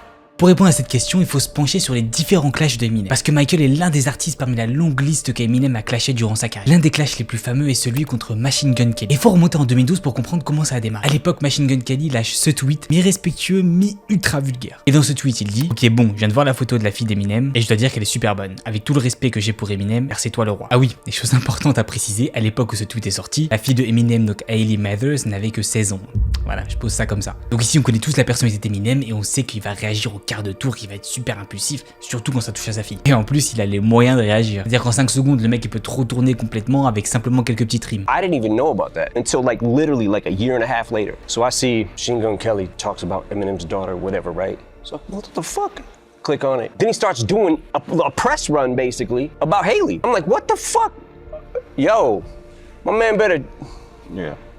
Pour coup, là, Eminem va faire un truc beaucoup plus intelligent. Au vu de son pouvoir médiatique dans l'industrie musicale, il fait fonctionner ses relations pour faire en sorte que la musique de Machine Gun Kelly ne passe plus à la radio. Notamment sur la radio Shade 45 qui avait justement été créée par Eminem. Là, on peut se dire, oui, bon, pas incroyable, c'est pas ça qui va mettre fin à la carrière de Machine Gun Kelly. Bah justement, si, rappelez-vous qu'on est en 2012. On avait donc pas tous les moyens médiatiques qu'on a aujourd'hui qui permettent à un artiste de survivre même sans la radio. Et à l'époque, il faut savoir aussi que la radio payait très bien, même aujourd'hui d'ailleurs. C'est-à-dire que si votre titre passait par exemple sur une radio connue, ça pouvait vous garantir un succès national voire international. Bah oui, parce que c'était le moyen de diffusion de la musique par excellence. À l'époque, YouTube n'avait que 4 ans, Facebook venait à peine d'être créé et TikTok n'existait même pas. Et bref, en gros, si vous étiez pas à la radio ou à la télé, vous n'étiez pas vraiment pris au sérieux en tant qu'artiste. Et j'insiste sur ce point parce que se faire bannir par une radio à l'époque, c'est horrible. Ça peut littéralement mettre la fin à une carrière d'un artiste. De nos jours, le gros avantage qu'on a, c'est les réseaux sociaux, où les artistes sont plus trop limités à la télé ou qu'à la radio. Donc retour à l'affaire avec Machine Gun Kelly. Ce qui est très drôle en fait, c'est que pratiquement pendant 6 ans, il s'est absolument rien passé après ce truc-là. On n'a pas eu de nouvelles de Machine Gun Kelly. De son côté, Eminem il s'est dit bon, moi là je l'ai détruit, il va plus jamais refaire surface. Mais c'est sans compter en janvier 2018, donc 6 ans plus tard, Machine Gun Kelly revient avec cette réponse. Il sort le titre No Shade avec Tech 9 et dans ce titre, il en profite pour lâcher un petit pic pour Eminem, justement en référence à son titre Rap God, durant lequel Eminem s'était autoproclamé dieu du rap. Et du coup, Machine Gun Kelly lui dit, pour rappel, t'es juste un rappeur. T'es pas un dieu.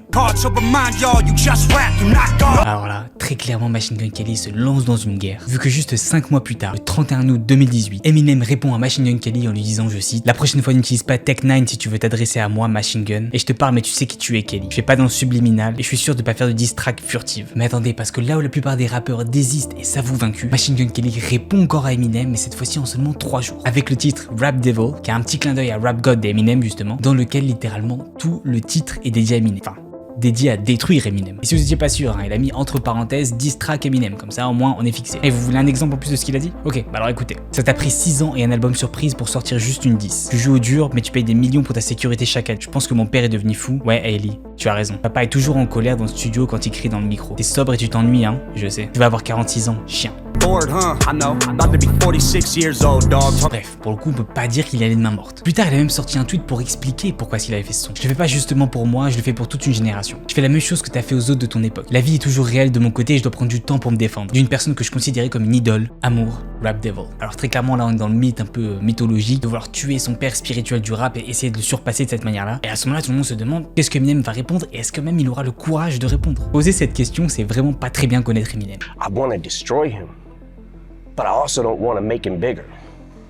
Do you know what I'm saying? Yeah. Because now you're a fucking enemy. Vu que le 14 septembre 2018, sur le titre Kill Shot, Eminem marque la fin de ce clash. Vu qu'il dit lui-même, je cite, on va le faire qu'une seule et dernière fois. Sur ce son, Eminem revient sur deux aspects du clash. Le premier, son âge, sur lequel Machine Gun Kelly s'est bien foutu de sa gueule. Et le deuxième, à quel point en fait Eminem est beaucoup plus populaire que Machine Gun Kelly. Et il dit, je cite, oh Kelly, oh, j'ai 45 ans et je vends toujours plus que toi. À 29 ans, j'avais 3 albums qui avaient explosé.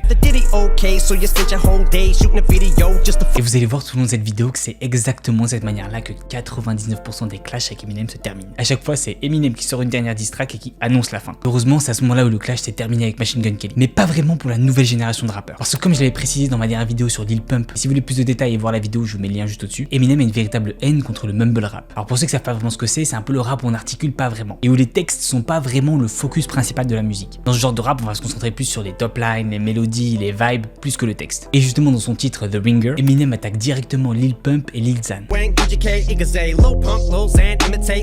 lui, c'est pas vraiment sérieux ce qu'ils font que se copier entre eux. Ils sont archi stupides, leur cerveau a juste été fondu par la ligne qu'ils consomment à longueur de journée. Mais je pense que le truc qui le saoule le plus, c'est cet irrespect envers les OG du rap. Les anciens, si vous préférez. Et d'ailleurs, c'est pas le seul, parce que Snoop Dogg et 50 Cent passent aussi leur temps à se foutre de leur gueule.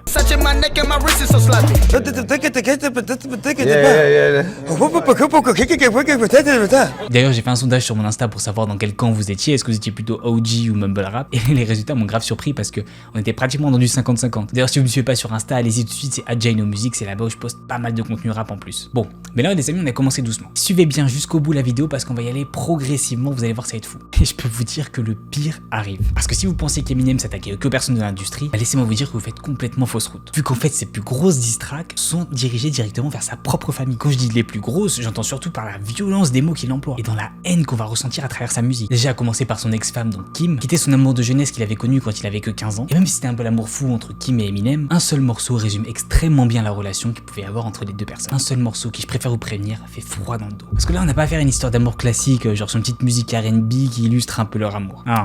Encore une fois, c'est très mal connaître Eminem. Là, on est dans la limite entre le génie et l'horreur. Parce qu'en 1995, juste après la naissance de leur fille, donc Hailey, dont on avait justement déjà parlé avec l'histoire de Machine Gun Kelly, comme à leur habitude, Kim et Eminem passent leur temps à s'embrouiller, jusqu'au point où c'en est juste trop pour eux et décident de se séparer. Sauf que la rupture est tellement dure à avaler pour Eminem, comme à son habitude, décide de transformer toute cette émotion négative en un titre musical, qu'il a appelé justement Kim. Et dans ce morceau morbide, on entend Eminem crier contre sa copine pendant 6 minutes entières. En fait, on assiste à une scène de violence et de dispute jamais vue dans le rap. Dans cette musique, Eminem met en scène une situation où il se rend justement chez son ex-femme Kim et où il la trouve avec son nouveau mari. Eminem décide de tuer carrément son nouveau mari avant d'emmener Kim dans une voiture où elle passe le trajet dans le coffre pour finalement arriver dans les bois où il finit par l'égorger vive. Et le pire dans tout ça, c'est que cette musique, c'est pas vraiment une musique, mais bien plus une espèce de storytelling glaçant avec des espèces de refrains au milieu. Comme je vous ai dit, on est vraiment dans la limite entre le pur génie et la pure folie. Et pour vous montrer à quel point la relation entre Kim et Eminem était super toxique, Eminem dit, je cite, vous allez jamais me croire mais j'ai déjà joué ce morceau pour elle, nous avons commencé à nous parler. Je lui ai demandé de me dire ce qu'elle en pensait, je me souviens que je m'étais dit, je sais que c'est une chanson de merde, mais ça montre à quel point je tiens à toi. Mais après c'est vrai que quand on entend la version Kim, on a de quoi se poser des questions. I was embarrassed, I was humiliated, I cried, you know, I had to make sure that my kids don't hear it. Just the lyrics and the fact that he would, but just, he is supposed to be the man that loves me and is supposed to protect me, you know, from being hurt.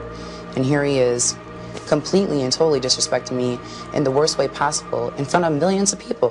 Et justement, Dr. Dre a dit à ce propos, si j'avais été Kim, je serais parti en courant après avoir entendu ce morceau. Bon, heureusement, il y en a un dans le lot qui a un minimum sain d'esprit, parce que plus tard, quand ils sont remis ensemble, alors oui, parce qu'ils se sont séparés et mis ensemble 1000 fois, donc c'est impossible de suivre, mais bref, à ce moment-là où ils se sont remis ensemble, Eminem donc invite Kim à son concert. Kim est un peu réticente, mais elle décide quand même de y aller, sans savoir qu'Eminem allait faire un truc qui allait la choquer à vie. Arrivé sur scène, Eminem fait donc son show comme d'habitude, et arrive justement ce fameux morceau Kim qu'Eminem doit jouer devant tout le monde. Et bien sûr, vu qu'Eminem c'est un storyteller et un showman, il décide d'aller beaucoup plus loin que simplement jouer le morceau devant tout le monde. Il débarque sur scène avec une poupée gonflable qui justement représente Kim. Kim est alors submergée d'émotions, entre trahison et irrespect. Elle sait plus quoi faire, quoi penser, et ses mains se mettent à trembler. Elle quitte alors le concert en courant, en essayant de fuir cette réalité qu'elle vient de voir, et elle pleure désespérée. Une fois chez elle, elle se précipite vers la cuisine, prend le premier couteau qu'elle trouve devant elle et décide de se trancher les veines.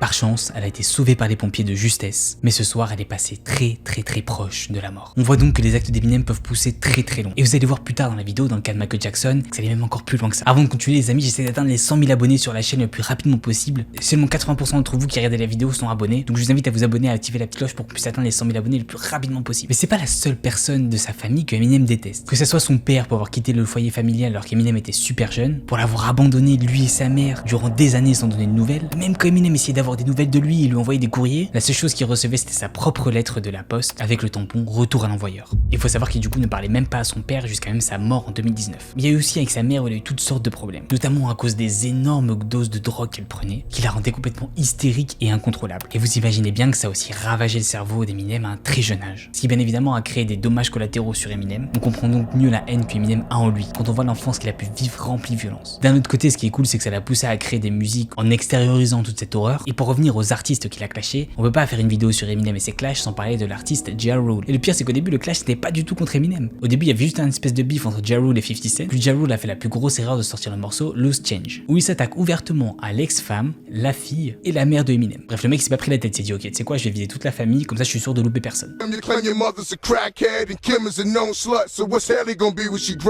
Mais je pense qu'à ce moment-là, Ja Rule s'est pas vraiment rendu compte qu'il venait de prendre une place VIP pour se faire clasher par l'un des plus grands lyricistes sur Terre. Évidemment, Eminem a répondu, et en très peu de temps d'ailleurs. Ja saying things about me, then all of a sudden comes out his face and says a line about my daughter. Avec notamment le morceau Do Re Mi, où je trouve l'intro juste incroyable, elle m'a juste donné des frissons. Genre si tu te mets 5 secondes à la place de Ja Rule et que t'entends ça, tu sais très bien que tu vas te faire éclater de A à Z. Et c'est pas fini parce que Eminem a surenchéri avec le titre Hi Mary featuring avec 50 Cent et Busta Rhymes. Eminem, 50 Cent, Busta Rhymes, qui te traite de faux Tupac pendant 5 minutes sans même prendre une respiration. Non mais là c'est juste pas possible en fait, tu peux pas revenir dans le game après ça. Le mec s'est juste fait enterrer. Mais attendez, parce que Ja Rule a quand même essayé de revenir, en faisant quelques petits morceaux ici et là, mais en 50 Cent l'a juste mis out, et quand t'es 6 pieds sous terre, tu te fais juste pas entendre. Et Eminem a même dit qu'il avait mis beaucoup trop d'énergie dans ce clash, et il va même plus loin en disant que cette culture du clash fait en fait que desservir la communauté. Parce que de 1, ça détruit leur business, et de 2, ça peut toucher des personnes qui ont rien à voir dans l'histoire, comme des personnes de leur famille, par exemple la fille d'Eminem. And it's usually the innocent people that really ain't got that much to do with it, besides the fact of affiliation with us, they end up getting hurt. Mais Eminem s'est pas attaqué que contre des rappeurs. Il a aussi clashé pendant un moment Mariah Carey. Yep, vous avez bien entendu, je parle bien de Mariah Carey. Et pour comprendre l'histoire, il faut revenir au début des années 2000 quand Eminem a sorti le titre Superman. Dans ce titre, il met les projecteurs sur une relation potentielle avec Mariah Carey. Mais justement, quelques années plus tard, Mariah Carey conteste cette relation avec Eminem. I think, yeah, that's true. Those rumors are true, and I'm not gonna deny them. So did you date him? No. Can I just clarify that I did not have a physical relationship with him? I did not have an intimate relationship. Mais Eminem a du mal à avaler cette pilule. Et pendant 10 ans, il continue à clasher Mariah Carey dans plein de titres. Par exemple, s'il lui reste un petit 16 à terminer comme ça pour un petit morceau, bim, c'est pour Mariah gratos. Jusqu'à même s'en prendre à l'ex-mari de Mariah, donc Nick Cannon, qui n'avait rien à voir dans l'histoire. Et Mariah a fini par enfin répondre avec sa musique Obsessed, où justement dans le clip elle essaie d'utiliser une espèce de doublure de Eminem qui la suit pendant un long moment, et elle accuse justement Eminem d'être obsédé par elle.